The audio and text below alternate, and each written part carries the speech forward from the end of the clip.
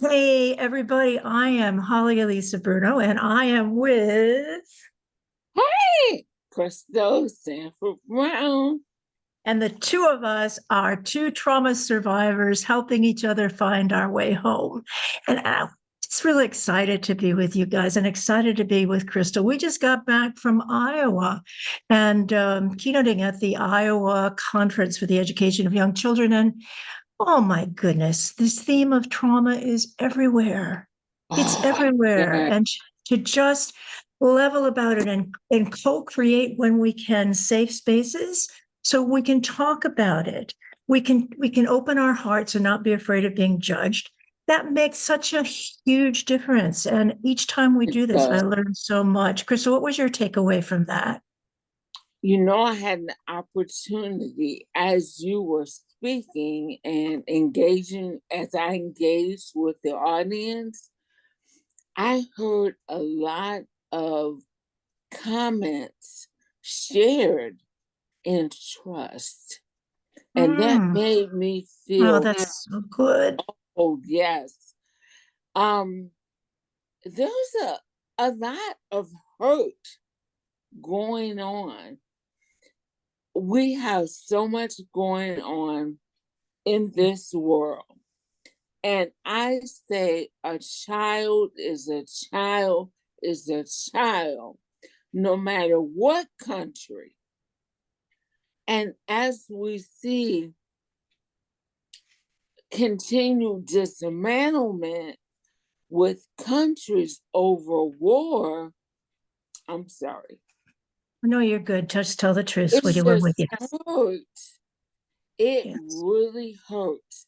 And I can see it, even if it's not voiced. Thankfully, a lot of the participants did share. However, you could see it in their facial. I was speaking and I caught a glimpse at a woman in the audience, and I can see the tears Mm. coming down her face. I went over later and touched her shoulder and said, "We're here. You're not alone. We're here." So glad. Yeah. Mm. The truth is, the truth is, a child who has been wounded, an adult who has been wounded, doesn't escape without heartfelt decision and conscious work to find our way back to healing, to find our way back to hope. Hope is a Mm-hmm. choice. Hope is a choice. Humor is a choice. And those two are related. And Yeah. yet, when I have been in my worst of times, my saddest of times, my most discouraged of times, I just can feel hopeless. And what I've learned to do is to just feel my way through those times. I used to self medicate. I used to try to cheer myself up, where, come on, get over it. That's in the past. I've heard that so much. Mm-hmm. What's wrong with you? Can't you get over it? No. When the pain is coming to me, the pain is a messenger. It's a harbinger of my sitting there Mm-hmm. and accepting that this is what a little child had to deal with before her body was formed, completely before her soul was ready, before her, when little kids are Mm-hmm. faced with all of this trauma before they even have a chance to get ready, to get ready. And Mm-hmm. so, what we're going to talk about today, my friends, is how can we heal in the face of our relationships with authority figures. And what does that mean? That means to me that as a child, I had a couple of authority figures, and they were people that were terribly dysfunctional. My Mm-hmm. father as a narcissist. And I invite you guys to think about this. Who were your authority figures when you were young? Who taught you about how to be adult? Who taught you about how to learn trust? Who taught you about how to express your voice? or in my case, who taught you not to trust, not to talk, not to feel, and not to exist. So the challenge we have is when we face authority figures, people that we feel might have power over us, our instant response is fear that we will be hurt again. And I want to share something that a person who wanted to be with us but is on the road. Let me see if I can find what she wrote. She said, authority figures. Here's Crystal, here's her question. Authority figures. I am all about that fear of them. And I have a need for their approval, their acceptance, their praise. I experience their correction as a rejection. Mm. And What is it? she's not alone. Mm-hmm. She's not. You know, and I am speaking as Crystal Sanford Brown on this platform. However, I have other responsibilities. And as I think about and some of the other venues that I'm in as a leader,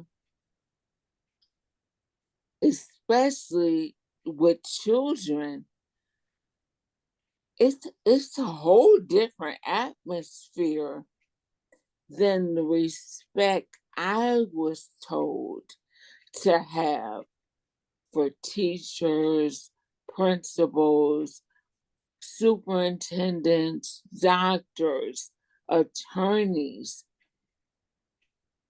I don't see it.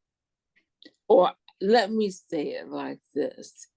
I don't see myself and the level of respect that I was told I needed to have as a young person for people and leaders or elders. I don't see that. So now you're raising a corollary issue, which is also important. There's got to be a balance between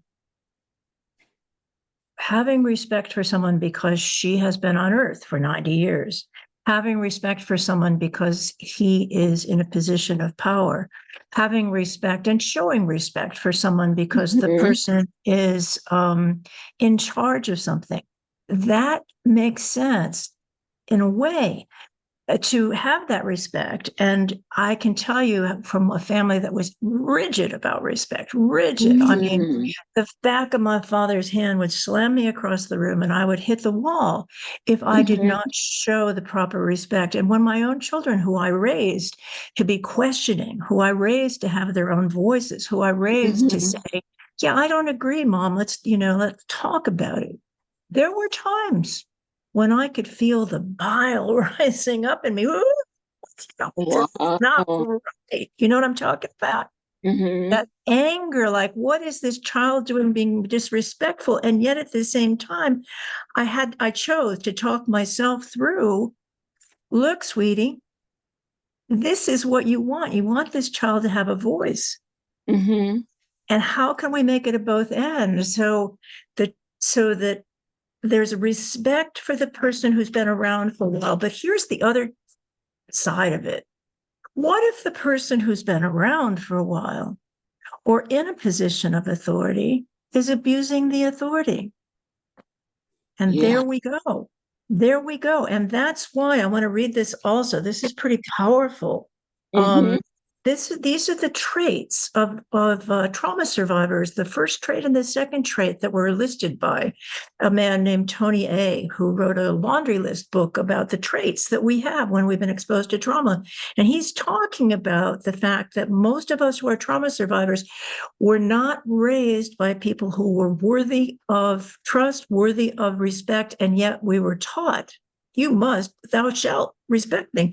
So trait one, we became isolated and afraid of people and authority figures. We became afraid of authority figures. They controlled us, controlled me through fear. Trait two, talk about people pleasing. We Mhm. became approval seekers and lost our identity in the process. So there it is, Yeah. Crystal. I think you're saying, yes, there's merit in respecting someone who's Yeah. 100 years old. There's merit in giving up my There seat is, on the yeah, bus. I agree. I agree with you. There is merit, but we do need to acknowledge and not keep secret those who violate their positions. I I know we speak authentically on this platform, and we keep ourselves by apolitical, but I'm shocked at the way some individuals are behaving towards leadership. And just so individuals will know, I am paying attention. However, individuals are contacting me for the link. So I am paying attention. If you see my eyes go away. Thank you, Crystal, for doing that. Crystal's also Mhm. going to post something that matters to us deeply, which is Yeah. this. When we talk about trauma, we always want to say, we want us and we want you to feel safe. And we have a number for you to call if at any point you decide, oh, this is really getting to me. I'm just feeling like lousy. You have every right Yeah. to call this number. It's a peer-to-peer number. It's not an authority figure situation. It's someplace where you can call and say, I feel really yuck.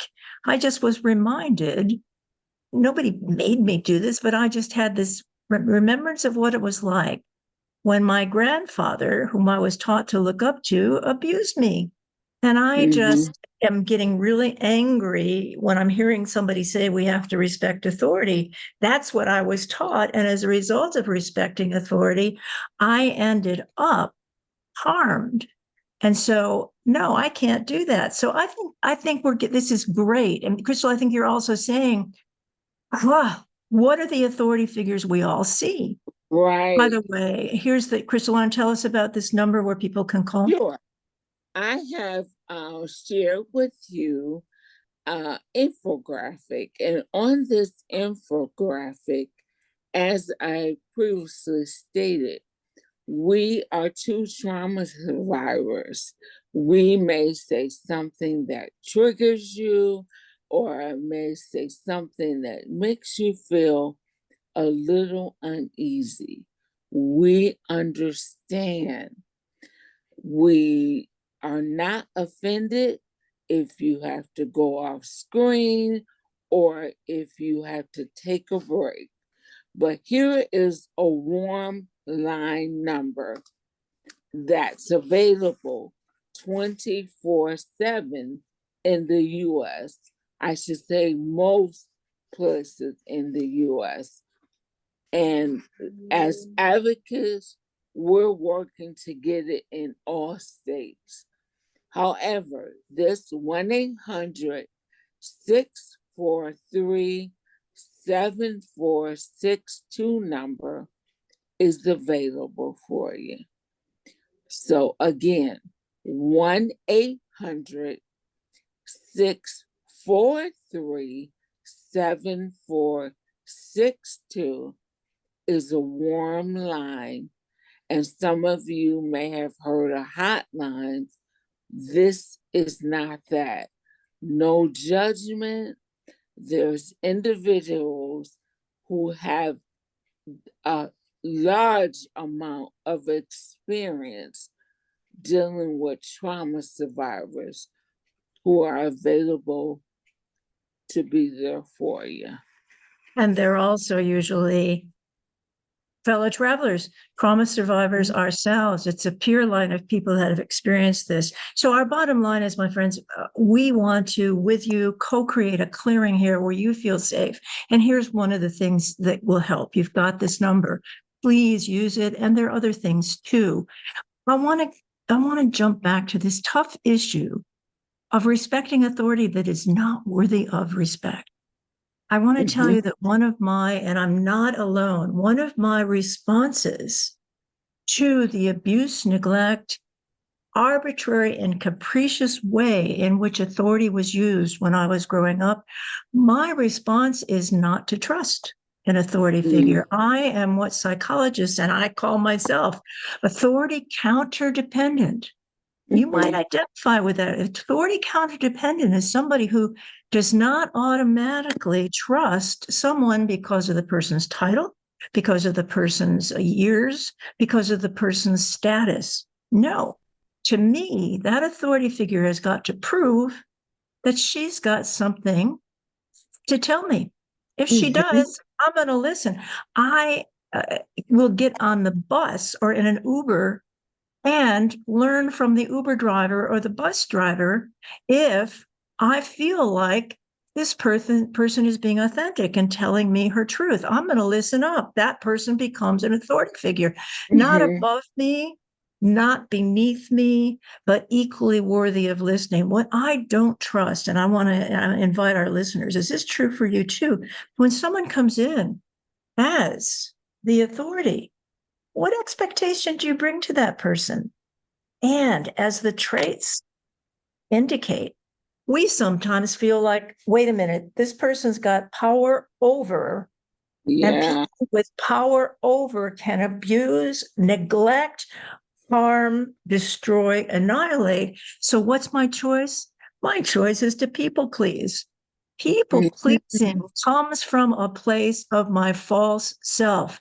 If I don't feel I can be my true self and have a true conversation with this person, then I've got to cover up my true self. I've got to protect it. And when I protect my true self, I have done this. I can start people pleasing, like, oh, it's so good to see you. Oh my gosh. You know, the last time you said this, it was so powerful. What am I doing? I'm not, yes, there's truth in this. I'm acknowledging this. You said something that was of value, but maybe I am making that up just to please you so you won't hurt me. And I see this happening all the time. Yeah, Crystal, go.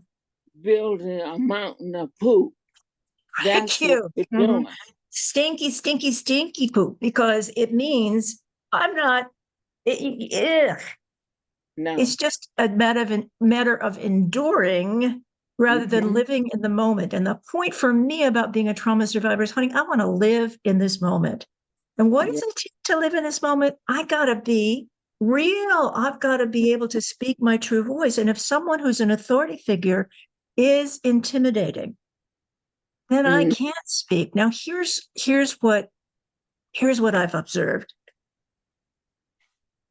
With us trauma survivors, I'll speak of my experience.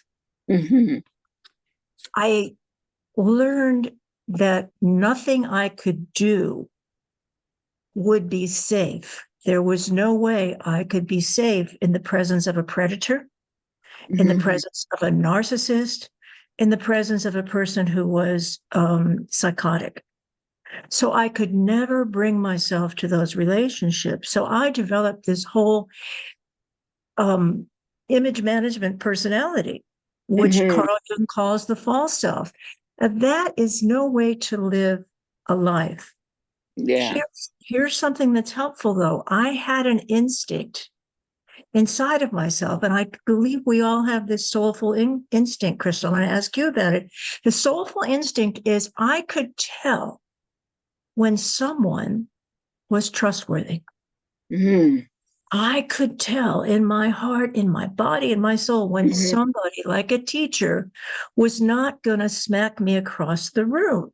It might have taken me a little while to believe I could trust this person, but when I had my elementary school teacher, Michael Ganta, and he looked me in the eye and he had respect for me and he let me know he saw me as a worthy, bright, kid. He's the first person that ever did that. What I did, and here's the other side of authority figures, is I madly, madly fell in love with him. I wanted him to be my daddy because finally somebody could say, please be my daddy. Yeah. And there's that over response, but it's completely understandable. But what I want to say here is with authority figures, it's very hard as adults when a person presents herself as being superior or having superior status to not have an automatic reaction. And as Gretel said, which I really appreciated, she gets into feeling corrected just because the person says something. That's the expectation of being secondary that we can bring. So what have you noticed about this, Crystal? I do. And I know that how much you value that educator, because as trauma survivors, we want to be seen, we want to be heard, and we want to be believed. And he did that for you. Yes. He had that intuition to know that there was something going on. And I appreciate that as educators, doctors, nurses, anyone that is a mandated reporter or not. You could be a neighbor. You see something, say something. And what I've learned too about see something, say something, sometimes when you say something, the authority figure you may say something to may not do what they need to do. So be careful in that. But it's tough, Crystal. You're talking about power, and this is the basic question you were talking about before when you look at the world and politicians. And I want this to be a very personal program, but putting the personal in the context, how can I trust someone who abuses power in the same way that my father did? My father was a narcissist, and we've talked about this. We will keep talking about narcissists because it's finally out in the open. And the deal with narcissist is a narcissist does not see, care about, value, or pay any attention to someone else. Everybody else is simply supply. We are there to give the narcissist what the narcissist needs. I was raised by a man who was smart, who was handsome, who was a political figure in my hometown, who scared people. And he terrified me because his relationship with me was, you don't exist unless I allow you to exist. Now, here's the problem. As an adult who is a trauma survivor, when someone comes my way and acts superior, what am I going to do? That's the adult thing to do. My traditional response was the authority blow you out of the water. You're not, you, who are you?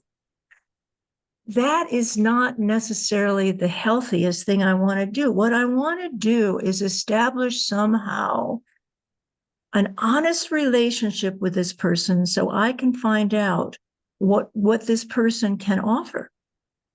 And then I need to establish myself as a person that can have a conversation. Now, notice what I'm doing about power here. I'm saying we're equal. We're equal. Now, is that safe and fair? No, because a narcissist is not equal. A narcissist has to have power over. So I'm cruising for a bruising, honey, if I do that with a narcissist. And I have learned over the years in terms of authority figures who are narcissists, honey, there is no way to have an honest relationship with them. I have tried. It doesn't work. A narcissist is a hierarchical relationship. Now, somebody who's an expert on a subject Oh, yeah, I will listen. I will. You know what? If you know a whole lot about the brain and trauma, I'm going to listen to you like Bessel van der Kolk. I Mm-hmm. listened and I pay attention and I've reread his book because he's got information I don't have. I see him as an authority figure, but not superior. I Okay. respect him and I feel like he needs to respect me. And when he and I were on the same panel, I immediately acted as if I were his equal. Yes, I respected that he had things to say. Yes, I had questions for him. But yes, I, as a trauma survivor, had the right to be listened to. And Mm-hmm. that's what happened in that instance. I think the trouble with authority figures, Crystal, is that they're all bollocksed up, all smoked up with an overlay of we can't trust you. And when that happens, it's hard for us as trauma survivors to be just real. We have to take on a stance of self-protection. Do you do that? Do you protect yourself? Oh yes.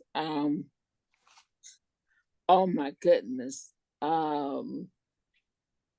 This was last year. Yes.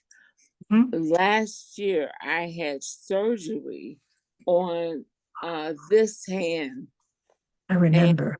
carpal tunnel surgery. And before a week post surgery, the incision became wounded and infected. Um, I didn't even know my temperature had reached over 106. I just knew I didn't feel well. I drove myself to the emergency room. No, my daughter drove me. And I had three uh, residents from neurology who were on staff. And this was like July 1st, June 30th. And I imagine some individuals were off because of the holiday weekend. And these three, and I only say this because I think this played a role in it. These three white young ladies told me to go home, upload a picture on my medical chart, and they would observe it. I said, oh no, I'm not going home. And it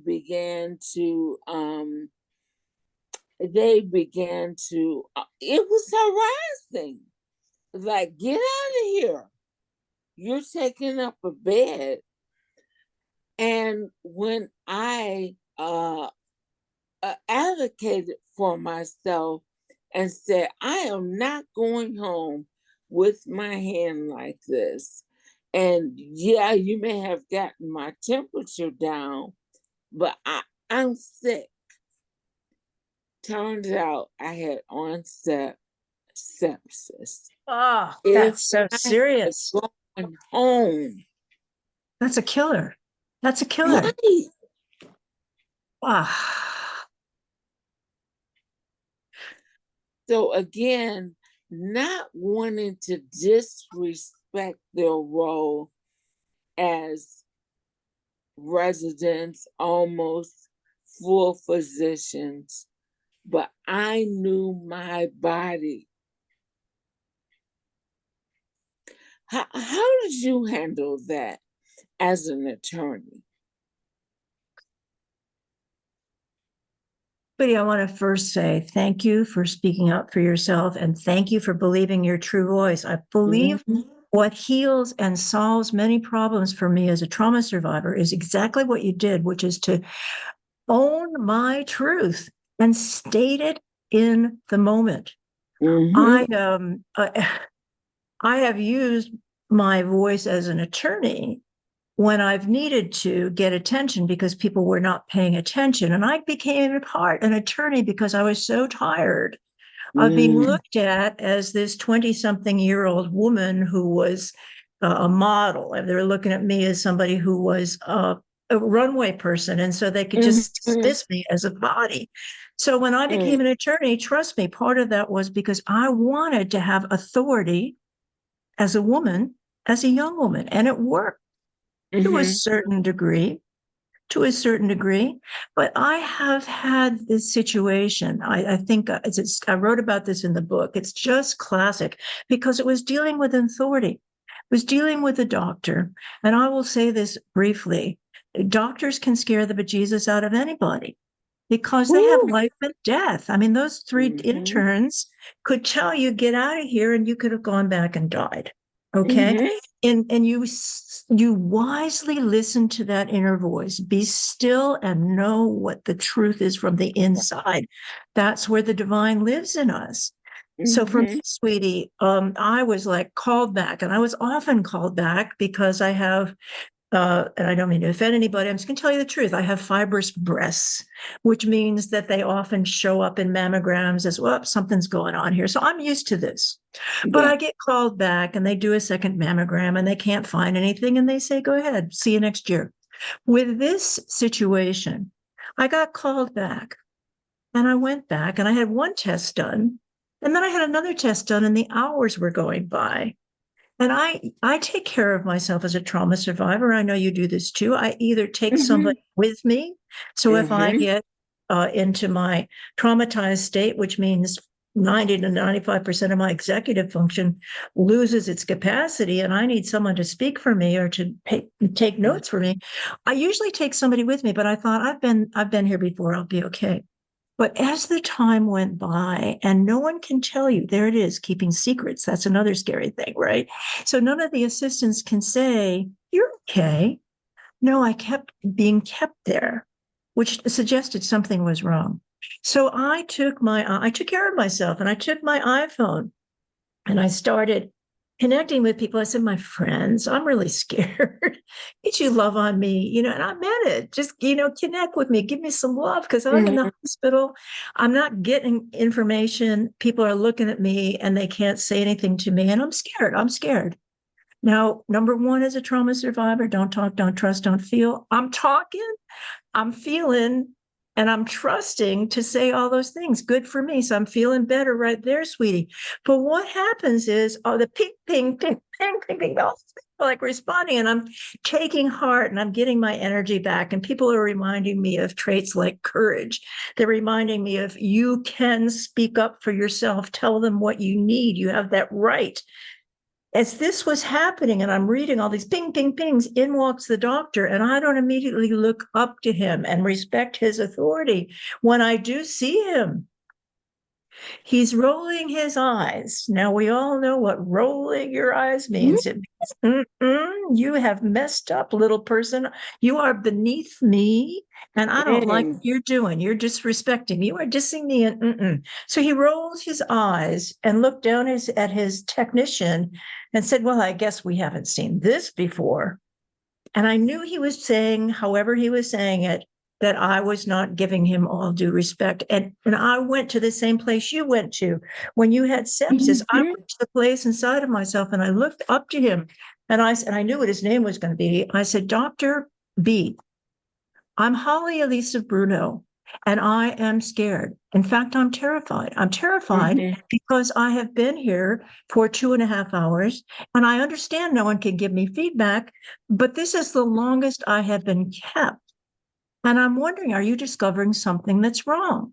Now, because I was able to talk with him straight on and tell him how I was feeling and let him know that I was not disrespecting him, he said to me, look, I think something's wrong, but I can't find it. We can't find it. Well, that really is helpful. So I said, well, what's your remedy? So he said, you come back in 6 months. What does that say to a woman who you want me to think I'm going to be walking around with cancer for 6 months?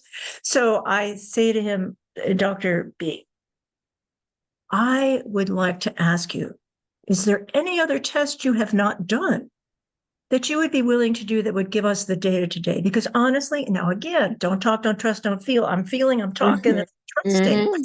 my own voice. I'm saying to him, look, I would prefer to go through a test today, no matter how difficult, than wait for 6 months when you're telling me you think I've got potentially cancer.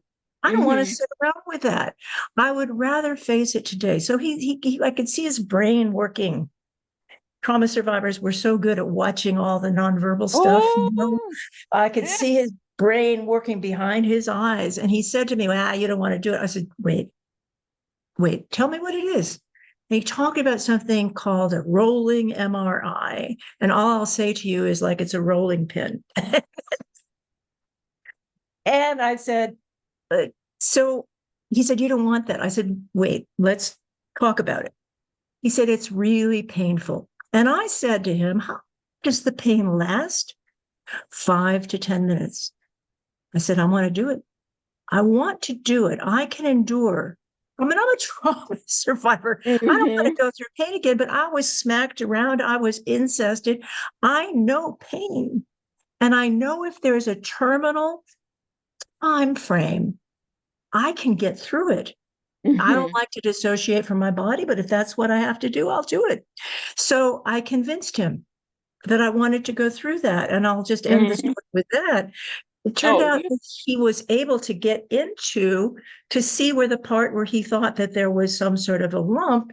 And he came Mhm. back and he said, there's no lump, you're good. Now there it is. The choice that you made, Crystal, was life-giving. And you were being told, don't you dare do this. We're the authorities. Not only that, we're the white ladies, right? And I Yeah. Who thought, are you? right, honey, who are you? And you're looking at your wrist and saying, there's something wrong here. And I'm feeling like, sure, I can feel all kinds of lumps and bumps. I need to know. And this Mhm. guy is saying no. He's making assumptions. So I feel like in our stories, well, let me ask you, when you hear both of our stories, sweetie, what do you take away about how trauma survivors are taught to deal with authority figures and how we can resolve and become more healthy dealing with authority figures so that just like Gretel said, she said, look, they scare me, they Yeah. intimidate, and when they just give me feedback, I feel like they're criticizing me. I think it's so very important to have that. Like you said, you were able to get on your phone and call that support. I, if I did not have the support I have in my life, people who believe me and don't shame me, people who support and, don't tell me to shut up, stop talking about that. That happened in your past. We need more people to be there for trauma survivors, to give them that courage to speak up and not get walked over I because agree, honey. I it agree. it re it re-triggers and just makes the pain even worse. I was thinking about, I hear you, and I was thinking about our conversation, which we'll get back to, about glimmers. A trigger is something that Oh pulls yeah. us down, and a glimmer is something that gives us light to look up. And here's a glimmer of light. It kind of breaks my heart, which is the case with trauma survivors. Something that's beautiful is also extremely sad. So I now am so grateful. And people that are listening, when you go into an exam, does the doctor say to you, is there anyone at home who is causing you to feel unsafe? Yes. Honey, if that had happened to me as a child, I would have had Mm. 8,000 answers, but I also don't even think I could have felt I could have answered it because I would have been betraying my family. But I love that they're asking that question. I love it. It's hope and it's heartbreaking because the time when I was asked that question, when there was a teacher in seventh grade, and the teacher took me into the auditorium, and he said, you're really, he said some very nice things to me about how quick I was and how smart I was, how all that stuff. And notice it's even hard for me to say it out loud.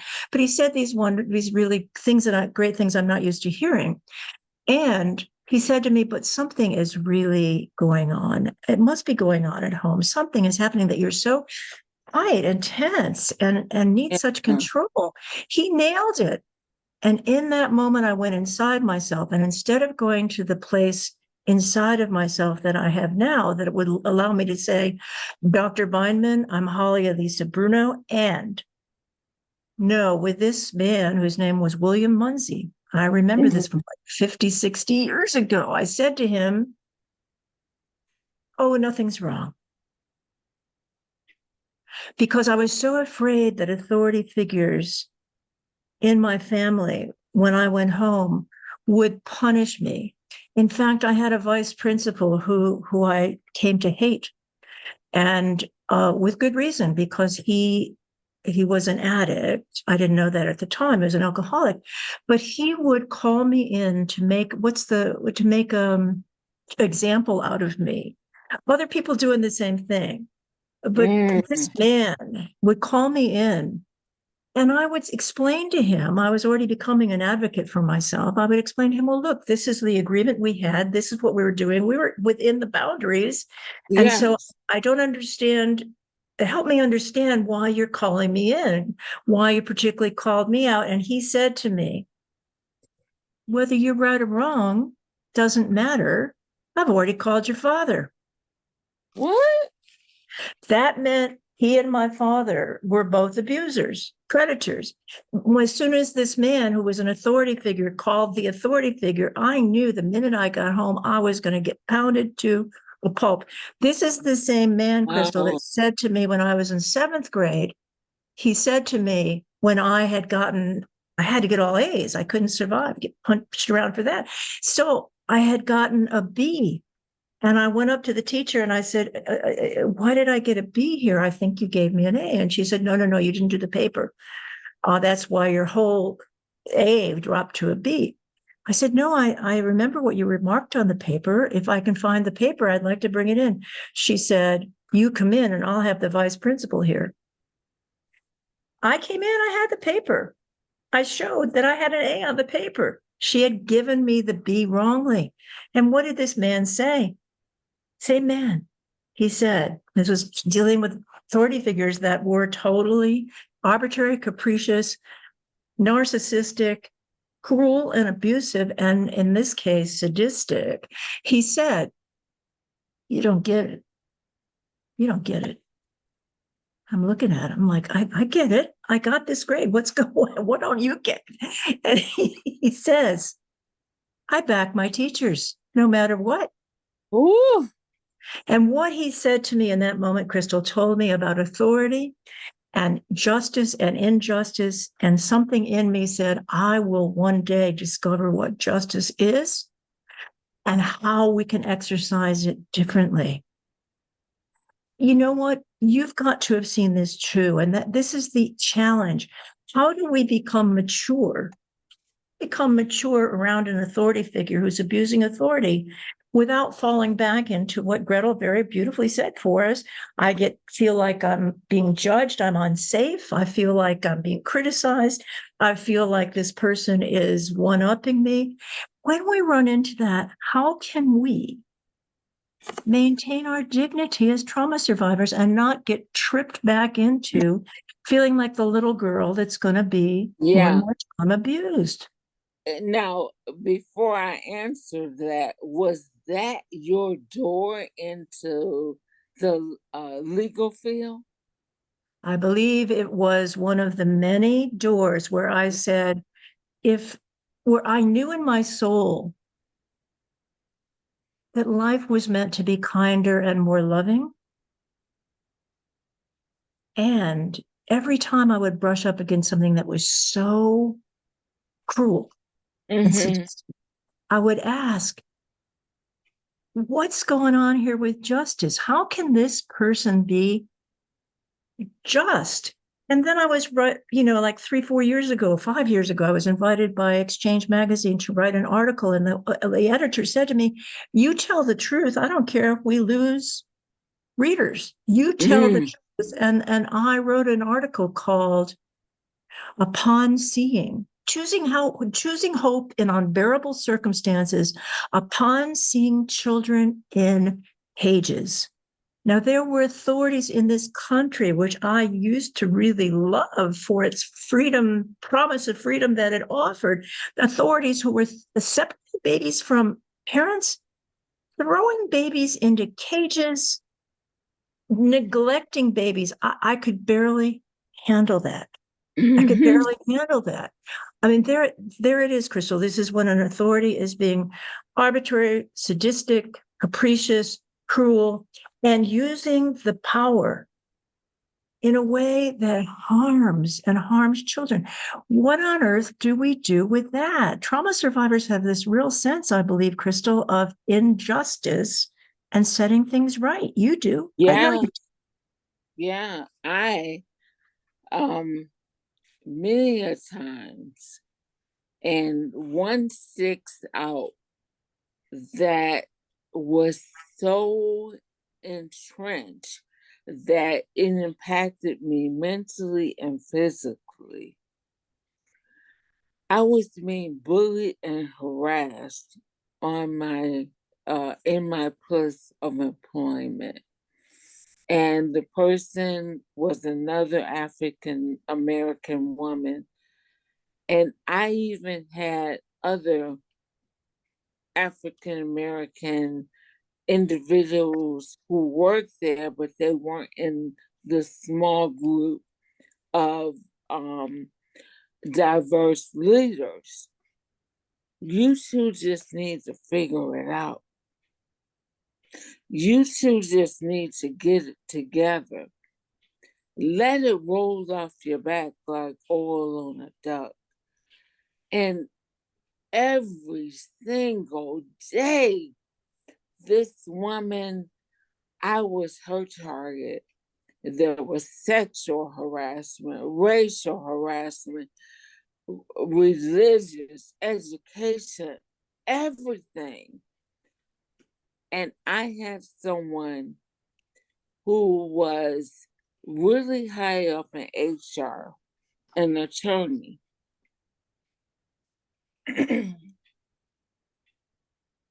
He asked me, "Well, how many times did she say it?" It only takes one, but it happened multiple times. I reached out to every level of the hierarchy. And when my physician told me, "I know you love what you do, but you have to get out of there or you're going to have a heart attack or a stroke." And do you know, that's when I found out the different anxiety, PTSD, all those different things that I wasn't aware of that were inside of me. And it triggered when she said, "You can tell on me, but nobody's going to believe you." And I felt like I wasn't believed. I even went down to the Union Hall in Detroit,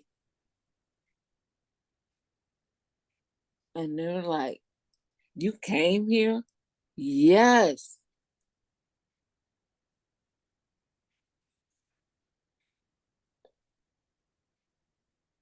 Last year, I received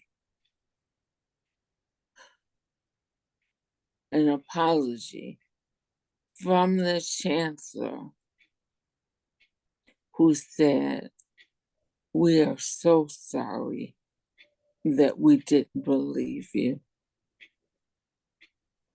Only after what she did to me, she did to a white male.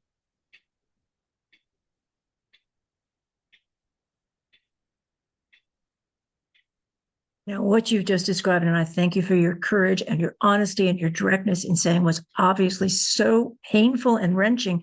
Because as you were speaking, I'm thinking of you as a little elementary school kid who's got relatives that are supposed to be looking out for you. And they're saying they're doing all of these things that are totally inappropriate. And they're just reminding you, just, we don't talk about this. We don't talk about this. Yeah. And it's the same thing. You're being told, don't talk about this. Oh, oh, now here's the real question about for me is how can we bring our truest, most sacred selves out and be those people, the ones that we can love and respect when we're in the midst of injustice? Mm-hmm. Remember watching a silent film, which I recommend. It's hard to see, it's hard to find, but it's a silent film from the 1920s about Joan of Arc. No words. Mm. But there's this Italian actress playing Joan of Arc, and we all know Joan was different. Well, good for Mm-hmm. her. We all know she was working for her cause. Good for her. And they were threatening her. And then they came up, and here's what they did. They kind of sidled up beside, because this is another way of abusing power that an authority figure has. Joan, if you just say to people that you're not telling the truth, if you just, say that your needs didn't really, you were wrong. If you just say that, just admit that you were wrong, we won't torture you. We don't like torturing you. We won't execute you. No, you'll be able to live. And here's this woman who's been tortured, and she has been tortured for doing what she knows is the right thing to do.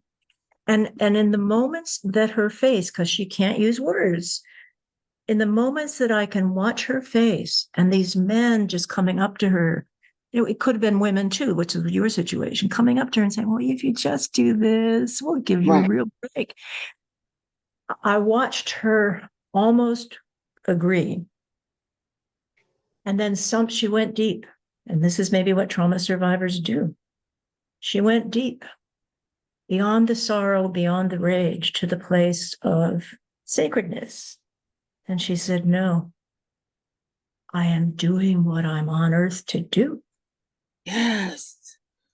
And of course, they burned her up. I mean, Yeah. that's Yeah. the cause. We're getting close to the end here, and I want to, be sure that the trauma survivors that are listening, I'd love to hear from you. And Crystal, I'd love for the two of us to say, what are we learning about overcoming, facing, feeling, and then overcoming what it's like to be with authority figures who either are arbitrary, capricious, cruel, and abusive, or they remind us so much. Now, here's a distinction. Maybe they aren't, but they remind us of that situation. So we get re-triggered and go right back into, I'm not safe. I'm not safe. Mm-hmm. Now, to me, there's a distinction there. If somebody's being arbitrary and capricious, nah, you know, I've confronted that plenty of times. I've lost jobs because of that. I've lost friends because of that. I've lost status because of that. But what I end up getting is myself back. That is worth it, Yes. honey. That is effing worth it. And Yes. yet, what about the part of me that gets hooked by somebody who's not my father, not a narcissist, but reminds me of that?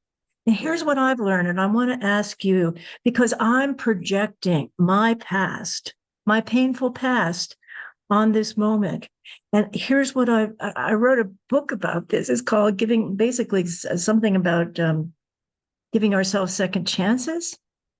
Here's what I got in the moment that I'm feeling stuck, like this person is being abusive, and I've been here before, and I've felt this before, and I will not allow this to happen. In that moment, I speak with myself. I say a prayer. I do whatever I need to do to ask for help. I take a breath. I say, let's take a break here. Let's take a break and come back. And when we come back, let's come back with solutions. It can take me 5 minutes, 10 minutes, whatever it takes me. And I work inside myself to say, this person looks like the man who incested me, but he is not. Mm-hmm. This person looks like the woman who yelled at me so much my hearing is troubled because of her mental illness. But Mm-hmm. she's not. Sweetheart, you are 70, you are 60, whatever years old I am, reminding myself this is who I am in this moment. And what I call it is removing the overlay that's I had put on the situation and just coming face to face with the problem. Then we got a problem today that we can resolve. Okay. Psychologists have told me this is called convolution, when a situation is not just inflated by Mm-hmm. past awfulness, it gets so convoluted that it gets conflated, it gets conflated, it gets pressures from all over, and there's no way we can deal with it as is. So when I can have the presence of mind and the clarity of heart and soul to say, sweetheart, you have every right to feel as awful as you feel. What you experienced as a child was real and it was horrific. This is a different day. Your little girl is really hurting right now. She's suffering. Send her off. Figuratively, I see myself sending her off with someone that loves her. Go off and play with Marina. She loves you so much. Cried with Marina. I'm going to be here as the adult and I'm going to do what I have to do. And the times, Crystal, when I've been able to do this, I come back and say, here's what I'm hearing, and here's what I'm willing to do. And the other person seems so surprised that I'm off my high horse. I'm not giving up on what matters to me, but I'm saying we can work through this. We have worked through it. And that's, as a trauma survivor, something I feel very proud of. Is that making sense? And have you had that? Now, would you classify that as a glimmer or is that above a glimmer? I think it's above a glimmer. But the glimmer that came to me was, sweetheart, the glimmer came as I don't have to repeat the past. Yeah. My little girl can be angry, hopping mad inside of me. She can be remembering all the times when injustices and cruelties were done, and she's got that right. But the adult in me rises above that glimmer and says, I have a choice. You see, as Mm-hmm. children being abused, sweetie, we Mm-hmm. didn't have choices. Mm-hmm. When you were with those three interns and they said, go home and die, whatever, get out of here. No. Something, you went deep inside. You went beyond the outrage, which could have had you swearing and spouting and all this stuff. Ooh, Or, yeah, you had every right to do that, but that would have gotten you nowhere. yes. So And what so, happens? yeah, like yourself, I, because I have had opportunities where I learned to advocate for myself, I gain more strength in doing so. And with that, I put that fear behind me. Like you said, the little girl, go off and play because I know that little girl within that feels like she's being violated will come up and confuse me not to speak up and speak out. But I know I need to do that. I may lose, some respect. I may lose some friends, which I don't have a problem saying, go in peace. God bless you. But in the end, I know who I am and to whom I belong. I don't have to wait for someone else to to validate me. No. no longer. I respect authority, but I disrespect violation. I respect authority when authority is fair, just, and coming from love, not coming from cruelty. I think, Crystal, what we've just talked about in this very tough and honest session on dealing with authority figures is we're saying, this is, I want to hear what you feel, but I feel like we're saying, as a trauma survivor, I come to rely upon my inner voice as the Yeah, authority figure. you have And to. yeah, go ahead, sweetie. And no, I'm saying you and I have different support systems as far as our mental health, Mm-hmm. but we have gained that encouragement and that support to believe that inner voice of self-reliance. Yes. That's so powerful. It's that still silent voice, which I keep reading about this in all kinds of different ways, but the message is the same. The message is pay attention to the voice that's inside, that goes deeper than the wound, that goes deeper than the amputation, that goes deeper than the rage, and yet respects the rage, respects the wound, but goes deeper and says, I am no longer defined by the abuse. I am no longer defined by my fear. Mm-hmm. And that statement is biblical. Get thee behind me. What am I saying? Get thee behind me. You just said it. Get behind me these things that could rule me and kneecap me. And as a survivor, put me in the same place where I'm fighting and scrapping away. Yes. And then I become the one ridiculed. I know that that's inevitably what happens if I become, you know this, if we get Yeah. into the fray, we become the ones that are, look at her, look at her. Mm-hmm. That doesn't work, honey. It's courage. Yeah. Someone asked me, they sent me a DM and said, why did you put Lizzo on the reel to talk about this show and Mm-hmm. authority? And I'm not taking sides. However, she deserves a right to be heard. Mm-hmm.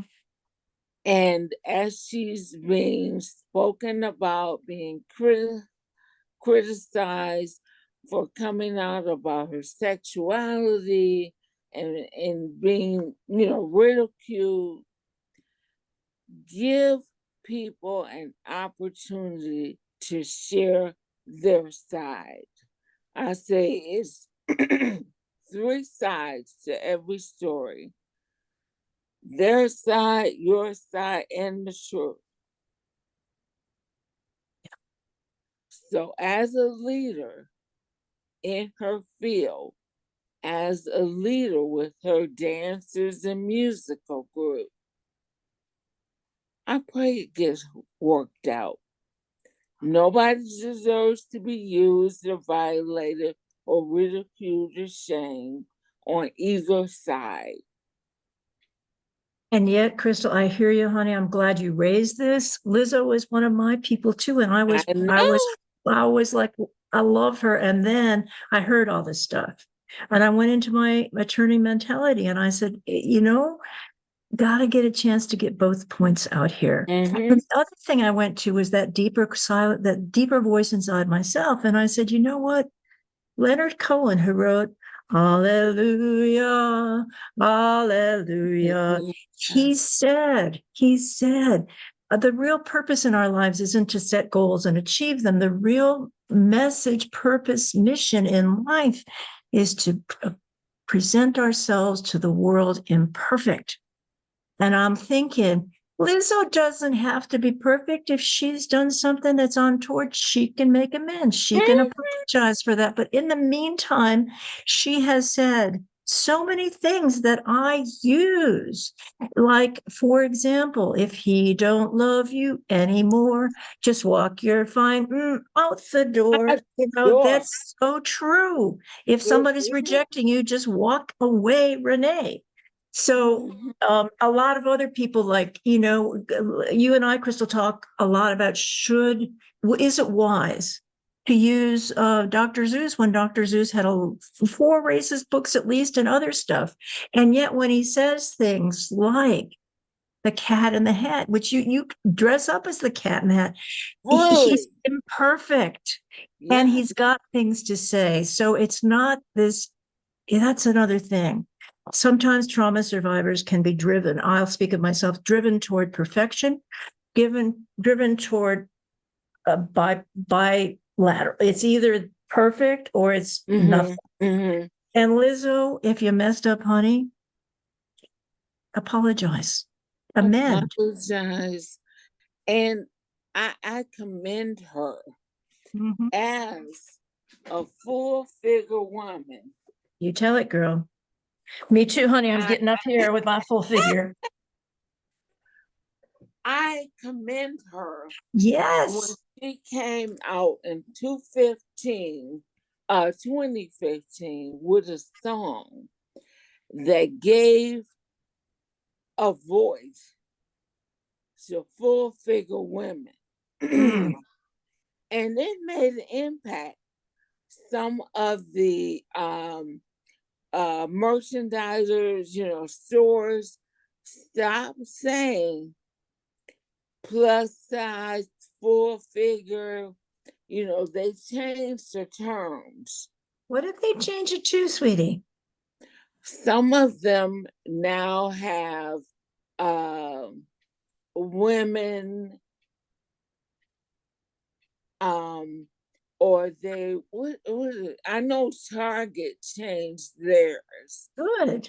and yeah, It's I have okay if to you look. don't get it right now. We'll figure it Yeah, out. yeah, But what a good but thing she made a change. yes, because she said there was no cookie cutter here. I mean, seriously, who looks like Barbie? Maybe Dolly Parton a little bit, but who seriously looks like Barbie? Agreed, honey. And Who looks so, like Taylor Swift?